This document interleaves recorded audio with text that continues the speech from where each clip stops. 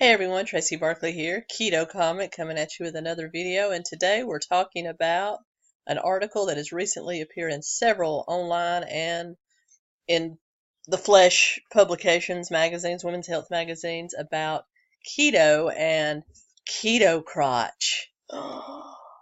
What exactly is that and what are they saying about it? So let's get into it.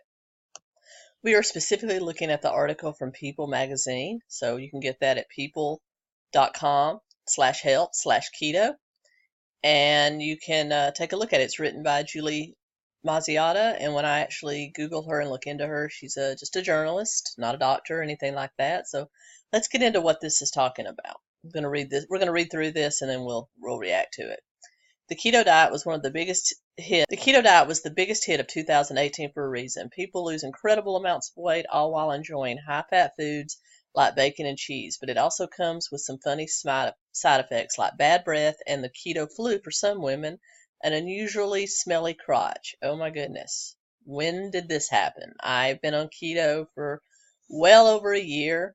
Never had any issue with that. I've never talked to anyone else that has had any issue with that, but according to this woman, the keto section of Reddit is just blowing up with people saying they're noticing unusual smell down there. Well, I actually looked into the keto subreddit, and what I found was mainly discussions of these same articles.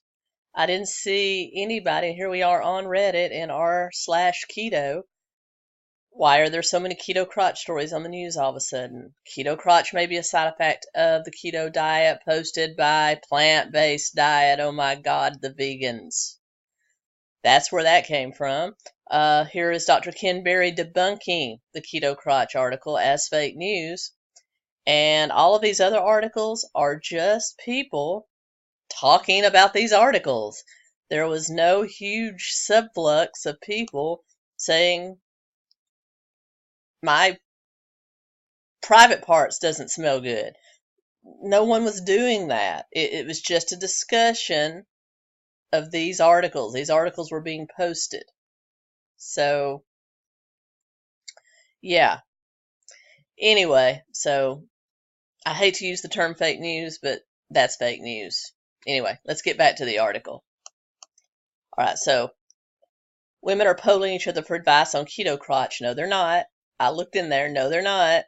After noticing a strong scent coming from their private parts since starting the high-fat, low-carb diet. Okay, none of that was happening on Reddit at all. We just saw that. The news didn't come as a shock to Dr. Mary Jane Minkin, a board-certified OBGYN at Yale University School of Medicine, so she's pretty smart, and a member of People's Health Squad, though she adds none of her patients have mentioned the issue. Okay, here's an OBGYN saying, oh, this doesn't surprise me, but none of my hundreds of patients have ever mentioned it. I mean, really? Come on, it could happen. I guess it's plausible, but I've never had a medically documented case of it. Come on. Anyway, ketones, she goes on to explain, ketones do smell funny, so it doesn't surprise me that folks that have bad breath, which that is a side effect of the keto diet, the keto breath, although it's not really a stinky odor, it's just more of a metallic sweet odor. It's unusual. It's not the nothingness or the fresh peppermint thing you'd like to smell when you've just had a mint. So she says it could cause a funny odor from other parts of the body. Okay, so my whole take on this is, and this, even when I was a vegan, I had issues with, forgive me for saying it, strong smelling urine, all right, as a vegan because of all the fiber and the cannabinoids I was eating and stuff like that. And I combated that by drinking lots of water. That really helps. So ketones can get very concentrated in the urine, as we all know. So I would say probably any woman that is suffering from this probably just needs to drink a little more water, and it'll kind of dilute that odor and get that out of your system.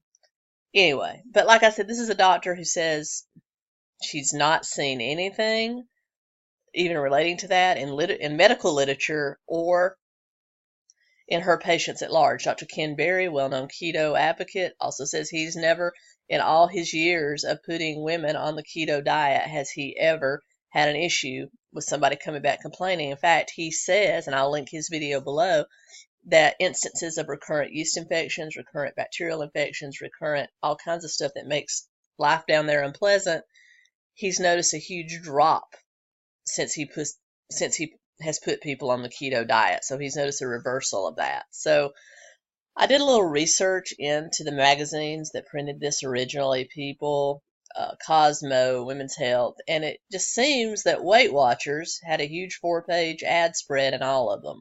So I'm wondering if it's just another, mainstream low-fat, high-carb diet, counting calorie starvation diet that's trying to put a knife in keto by bringing up pretty much a non-existent problem. I'm not saying that no one has ever experienced these symptoms, but I'm pretty sure drinking a little more water would help because ketones can smell really concentrated.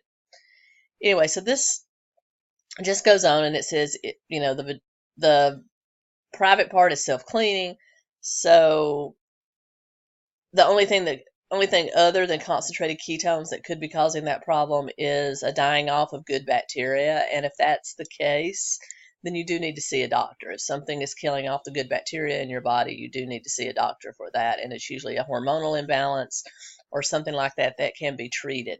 Keto would normally help with that because it is an anti-inflammatory, very hormonal balancing type of diet.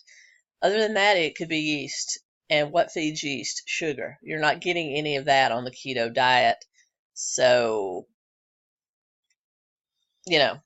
correlation here does equal causation. So I don't think the keto diet could be causing that.